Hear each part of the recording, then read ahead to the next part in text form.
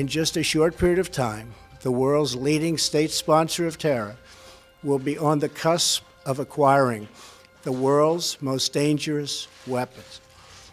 Therefore, I am announcing today that the United States will withdraw from the Iran nuclear deal. We will not allow American cities to be threatened with destruction, and we will not allow a regime that chants death to America to gain access to the most deadly weapons on earth. Today's action sends a critical message. The United States no longer makes empty threats. Instant reaction to President Trump's announcement in Iran, where President Hassan Rouhani came out near midnight to say he'll stick with the deal even without the U.S., but threatening what could happen if the now wounded agreement crumbles entirely. If Iranian benefits in the deal aren't provided, he said, Iran is ready to resume industrial nuclear activity. This is CNN Breaking News. We have breaking news coming into CNN. The Israeli military says Iranian forces on the Syrian side of the Golan Heights fired rockets at Israeli targets tonight. Israeli rockets and bombs rained down on Syria overnight. Syrian state TV broadcast images of the assault. Israel's target, Iranian infrastructure and military advisors in Syria, there to prop up President Bashar al-Assad. Israel says the assault was a counterattack after Iran fired some 20 rockets at Israeli military sites in the Golan Heights, causing no injuries. The confrontation between Iran and Israel now threatening to expand. Israel's defense minister warned Iran any aggression will be met with overwhelming force. If we get rain, they will get a flood, he said. And adding fuel to the fire, a political challenge from the United States. Today, the sign came down from the U.S. consulate in Jerusalem. It will officially become the American embassy on Monday. Palestinians who clashed with Israeli security forces today say the symbolic U.S. embassy move kills any hope of Israeli-Palestinian peace. Some 60 rockets were fired by Israeli jets at Iranian positions in Syria, with a further 10 missiles fired from the ground. It is the second such strike by Israel in as many days. Tel Aviv claims it was responding to 20 rockets launched by Iran from Syrian territory into the Golan Heights. The first rocket attack by the Israelis was launched right after Donald Trump announced his decision to withdraw from the Iran nuclear deal, which was reached back in 2015. In his latest statement, the US president blamed Iran for, quote, bedlam and death. We'll see how we do with Iran. Probably we won't do very well with them, but that's okay too. They've got to understand life, because I don't think they do understand life. If you look at what's happening in the Middle East with Syria, with Yemen, with all of the places they're involved, it's bedlam and death, and we can't allow that to happen.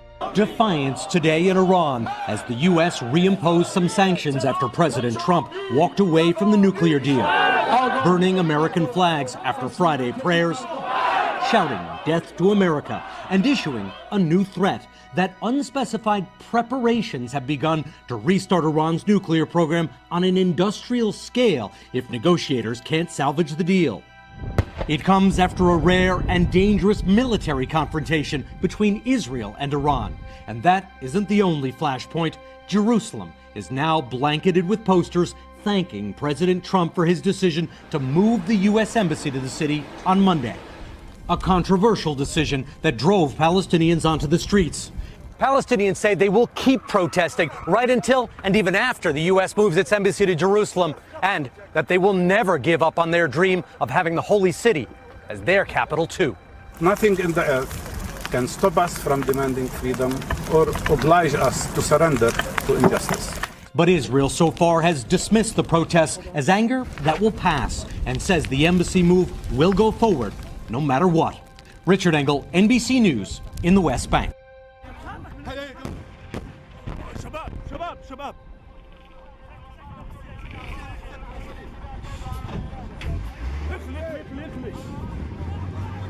عمالك يا فوزي عمالك يا فوزي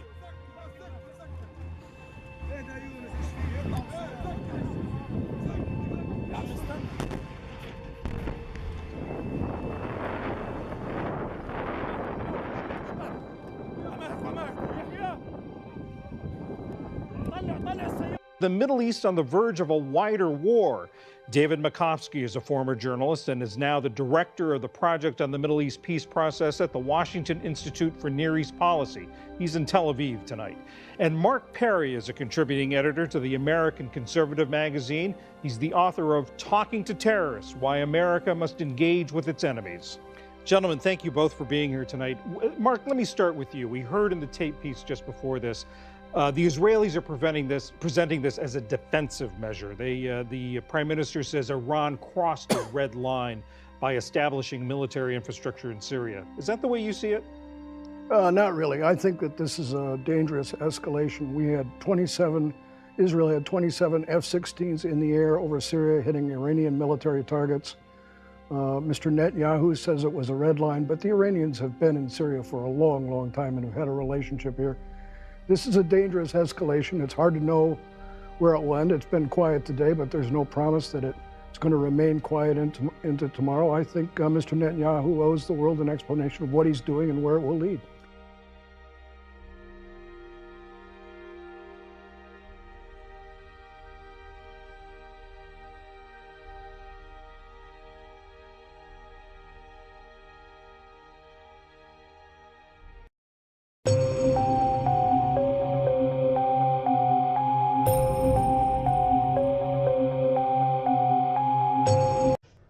Well, it appears that Trump has decided to attack Syria, and it happened about 30 minutes ago.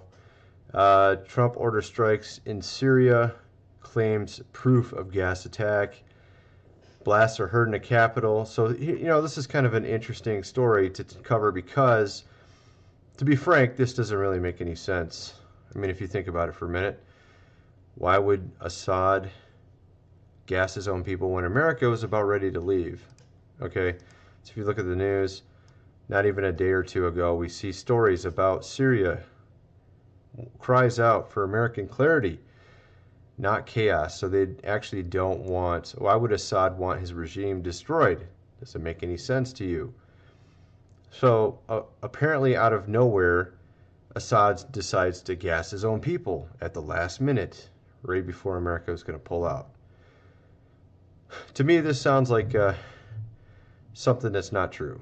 Okay, it simply doesn't sound true to me. That's just my opinion based on what I'm seeing so far. It just seems at the last minute, conveniently, this stuff always seems to pop up. You know, honestly, I mean, it's akin to, I mean, think about it. Like, let's say you're being bullied by some person at school. The guy decides he doesn't want to bully you anymore, and then you go and kick him in the nads. I mean, not exactly rocket science. Why would anybody do that? It's just really dumb. So, I mean, obviously everybody wants to have self-preservation, especially if they're a dictator or leader of a country. So why would Assad do that? That's my question. It doesn't make logical sense. So obviously there's some sort of ulterior motives behind this. And you know, obviously, I think the elite want Trump to basically attack Syria and to destroy this regime. The neocons want their agenda, and this is how they're trying to bring it to pass. So, what do you guys think? I'm just looking at this and trying to figure it out. A short time ago, I ordered the United States Armed Forces to launch precision strikes on targets associated with chemical weapon capabilities of Syrian dictator Bashar al-Assad, Trump said in a televised address from the White House. So, you know, honestly, I'm not going to be holding water for the president. He's done a couple things recently that were pretty egregious, signing a big, massive spending bill that included Planned Parenthood, and then saying he will never do it again. And now, you know, he's basically making war with Syria. And of course, obviously a lot of people are talking about how this could start World War III or something to that effect. I honestly don't think, at least at this point, that will happen. But who knows, right? Maybe it could. Maybe if it continues on, And it goes past just attacking these places allegedly in Syria where they create these chemical weapons, you know, because this is allegedly a surgical strike.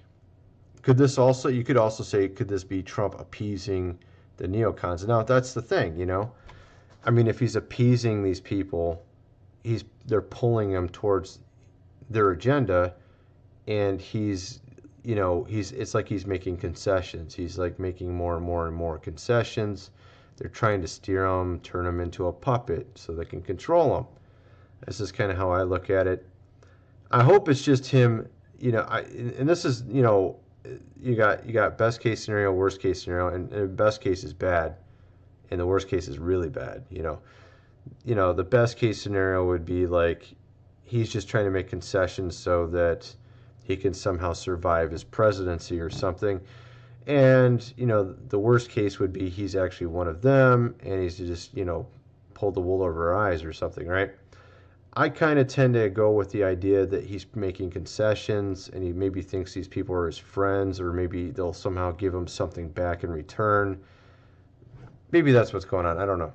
But I don't honestly believe Assad's actually doing these things. I think maybe the elite are somehow making these things happen and then starting a war, you know, basically playing chess with the world and the world scene and trying to bring about their agenda.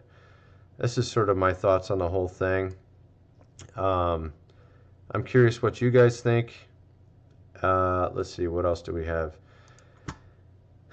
Bombs away, apparently. You know, so I don't know. What do you guys think? Do you think the president was wrong about this? I'm guessing a lot of you will agree with me on this. Do you think he's, you know, making way too many concessions? You know, do you think that they're finally getting to him? Do you think he's compromising? Do you think he's gone to their side? What do you guys think?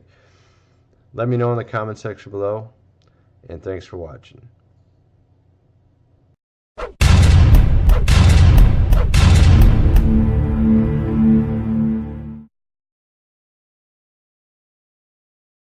North Korea is denouncing a new American nuclear strategy that calls for the U.S. to enhance its arsenal of low-yield nuclear weapons. A spokesperson for the North Foreign Ministry's Institute of American Studies says the U.S. strategy is a declaration of war against the world. As part of our defense, we must modernize and rebuild our nuclear arsenal, hopefully never having to use it, but making it so strong and so powerful that it will deter any acts of aggression by any other nation or anyone else.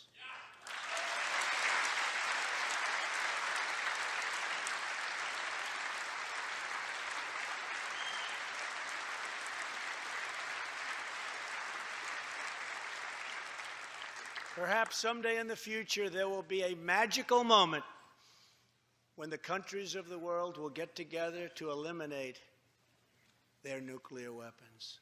Unfortunately, we are not there yet.